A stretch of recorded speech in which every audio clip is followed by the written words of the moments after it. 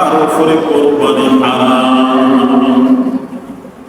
প্রশ্ন করতে পারেন হুজুর এত প্রকারের কোরবানি কেন?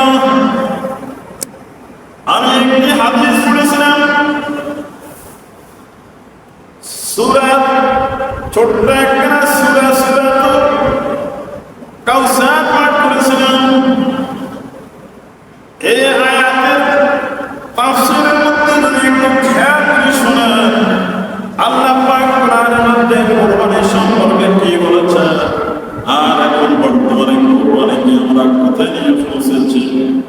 ও বাবা ভাইরা, আল্লাহ পাক বলেন ফাসাল্লি লিরাব্বিকা ওয়ানহার ইন্না সালাতি ওয়া নুসুকি ওয়া মাহইয়ায়া ওয়া মামাতি লিল্লাহি রাব্বিল আলামিন। বুখারী শরীফের সর্বপ্রথম হাদিস,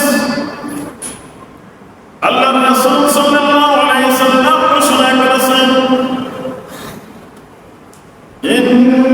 ইন্নামাল আ'মালু বিন্নিয়াত,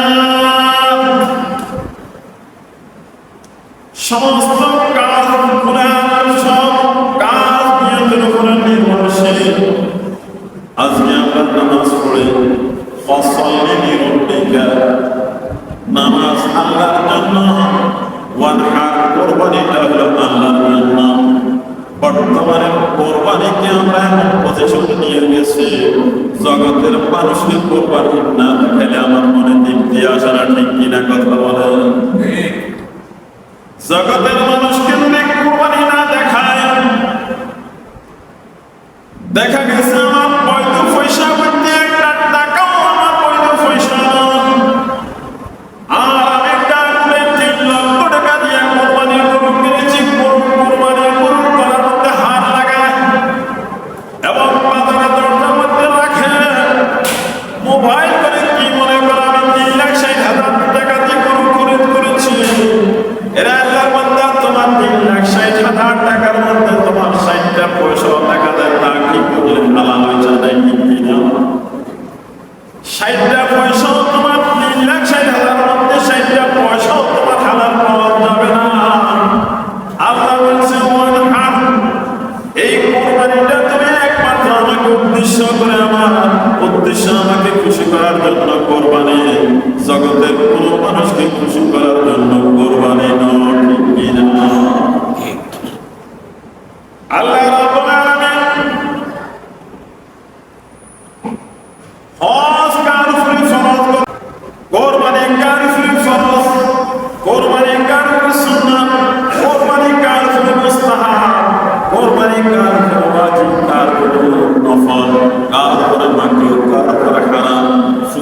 ফুনকারে কথাগুলো বুঝতে হলে অনেক সময় প্রয়োজন, তারপরে সংক্ষিপ্ত ভাবে ইশারা দেওয়া হয়। ফরজ কার উপরে? বর্তমান যুগের মধ্যে এমন এমন আল্লাহর বান্দা আছে, প্রতিদিন যদি বলে আমি 5 কেজি গরুর গোশত কিনে আমি সংসারে খাওয়াবো, তাও খাওয়ানোর ব্যবস্থা আছে। যে আমি কোরবানির দিন 5টা কোরবানির রাস্তা দিয়ে দেবো, মানুষ গোশত নিয়ে খাবে, আমার এমন বন্ধ তালাশ করলে পাওয়া যাবে। আর দেখা যায় কোরবানির আসার আগে ফ্রিজ দোকানের মধ্যে ভিড়, ফ্রিজ মিস্ত্রির দোকানের মধ্যে ভিড়, ফ্রিজকে তৈরি করা সুন্দর করিয়া রাখে। উদ্দেশ্য হইল আমি সেই দিন সমস্ত গোশতগুলো আমার ফ্রিজের মধ্যে রাখা হবে, ওইখান থেকে বাঁচিয়ে পাক করি আমি প্রতি বছর খাবো। হ্যাঁ, এটা না চাইলে কোনো কিছু না, জায়েজ আছে। তবে একটু চিন্তা করিয়া দেখবেন, আমার এই কোরবানিটা একমাত্র আমি আল্লাহর জন্য কোরবানি দিয়েছি, এবং কোরবানির সমস্ত বস্তুগুলা খাওয়া পর্যন্ত আল্লাহ পাক জায়েজ রাখছে। এবং সর্বপ্রথম একটা তরিকার মধ্যে আছে কার জন্য সমস্ত বস্তুগুলা খাওয়া যায়, কার জন্য আল্লাহর রাস্তা মেনে দেওয়া যায়। এই মাসলাগুলো আমরা আগে জানার প্রয়োজন আছে কিনা কথা বলেন। যে সমস্ত গোশত খাওয়া যায়, গোশতকে 3 ভাগ করিয়া, এক ভাগ তিন ভাগ কোন কামে লাগাবে এটা তো জানা দরকার।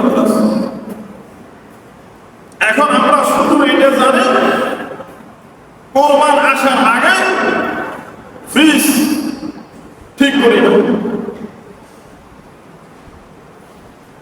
এমন এমন মানুষ আছে তারা শুনলে পাওয়া যাবে নিজে পর্যন্ত ঈদের দিন টিভিটা খায় না, সমস্ত বস্তুগুলো আপনার ফ্রিজের মধ্যে ঢুকে ফেলে। এমন এমন আল্লাহর বান্দা তালাশ করলে জমিনের মধ্যে আছে, আমি কয়েকজনের খবর বলতে পারবো।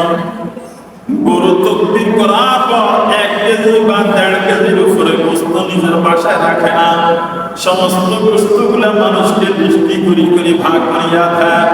আমি মনে করি তাদের কোরবানিটা ফসলি রব্বিকা ওয়ানহার, তাদের এই কোরবানিটা আল্লাহর কাছে বেশি সহি হবে। কি কোন ঠিক কোনো কথা? আরে প্রতিদিন ইচ্ছা করলে তো আপনি 2 কেজি 3 কেজি গোস্ত আপনি খরিদ করে বাসায় রাখতে পারেন। এই কোরবানি কার জন্য কোথায় থেকে ফরজ হয়েছে? আবিকুম ইব্রাহিম, সুন্নাত আবিকুম ইব্রাহিম।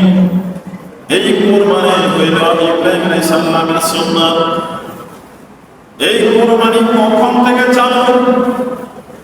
আল্লাহ পাক হযরত আদম আলাইহিস সালামকে সৃষ্টি করার, আদম আলাইহিস সালাম দুনিয়া থেকে বিদায় হওয়ার 1200 বছর পরে আল্লাহ পাক হযরত নূহ আলাইহিস সালামকে দুনিয়া সৃষ্টি করেছেন। কত বছর?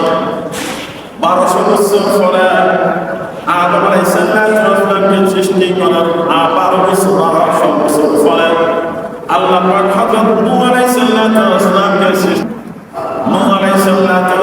সৃষ্টি করার পর তখন আদম আলাইহিস সালামের জমানার মধ্যে কোনো মূর্তি পূজা ছিল না, শিরক ছিল না, বেদাত ছিল না, কুফর ছিল না।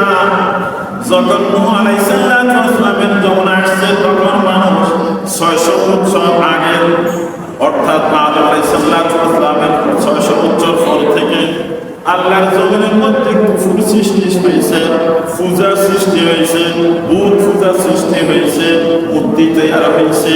তারপরে আল্লাহ পাক নূহ আলাইহিস সালামের জমানাটা এত বর্বরতা ছিল যে মানুষ এত নিকৃষ্ট ছিল, মানুষ এত পূজাদার ছিল, আল্লাহকে কেউ ভয় করতেন না।